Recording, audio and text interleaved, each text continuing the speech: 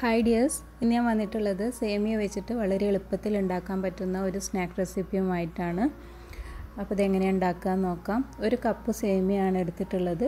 ഇത് ആദ്യം ഒന്ന് വേവിച്ചെടുക്കണം. അതിന് വേണ്ടിയിട്ട് ഒരു പാത്രത്തിൽ വെള്ളം തിളക്കാൻ വെച്ചിട്ടുണ്ട്. അതിലേക്ക് ഉപ്പും 1 ടേബിൾ സ്പൂൺ ഓയിലും ഒഴിച്ചു കൊടുത്ത് അതിലേക്ക് ഈ സേമിയ ഇട്ടിട്ട് ഒരു 3-4 മിനിറ്റ് വേവിച്ചെടുക്കാം.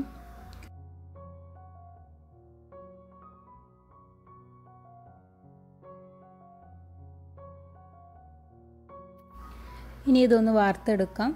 വെള്ളം വാർത്ത ശേഷം അതിൻ്റെ മുകളിൽ കുറച്ച് നോർമൽ വാട്ടറും കൂടെ ഒഴിച്ചാൽ സേമിയ തമ്മിൽ ഒട്ടിപ്പിടിക്കാതെ കിട്ടും.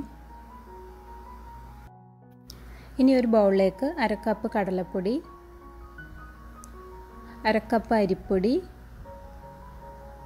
1/2 ടീസ്പൂൺ പെരിഞ്ജീരകം പൊടിച്ചത്, 1 ടീസ്പൂൺ മുളക് പൊടി, 1/2 ടീസ്പൂൺ മഞ്ഞൾപ്പൊടി, 1/2 ടീസ്പൂൺ അയമോദകം, ആവശ്യത്തിനുള്ള ഉപ്പ്, 1/2 ടീസ്പൂൺ വെളുത്തുള്ളി അരച്ചത്, 1/2 ടീസ്പൂൺ ഇഞ്ചി അരച്ചത്, കുറച്ച് മല്ലിയില അരിഞ്ഞത്, അതും കൂടെ ചേർത്ത് ഒന്ന് മിക്സ് ചെയ്തെടുക്കാം.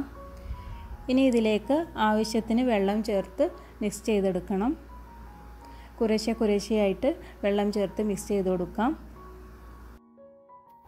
1.5 കപ്പ് വെള്ളമാണ് ഞാനിവിടെ ചേർത്ത് കൊടുത്തിട്ടുള്ളത്.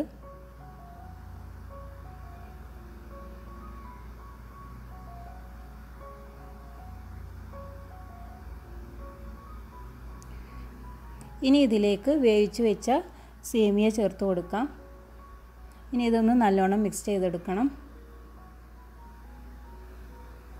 ഈ ഒരു കൺസിസ്റ്റൻസിയിലാണ് ഇത് കിട്ടിയിട്ടുള്ളത്. ഇനി ഇത് ചൂടായ ഓയിലിലേക്ക് ഇട്ടിട്ട് ഫ്രൈ ചെയ്തെടുക്കണം.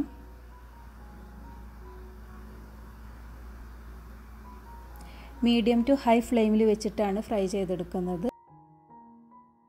നല്ല ഗോൾഡൻ കളർ ആവുന്നത് വരെ ഫ്രൈ ചെയ്തെടുത്താൽ നല്ല ക്രിസ്പി ആയിട്ട് കിട്ടും.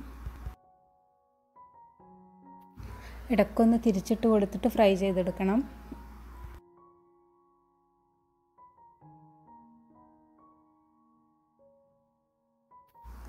ഇപ്പോൾ നമ്മുടെ വെർമിസെല്ലി പക്കോട റെഡി ആയിട്ടുണ്ട്.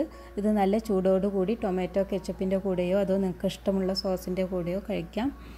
അപ്പോൾ നല്ലൊരു റെസിപ്പിയുമായിട്ട് അടുത്ത വീഡിയോയിൽ കാണാം.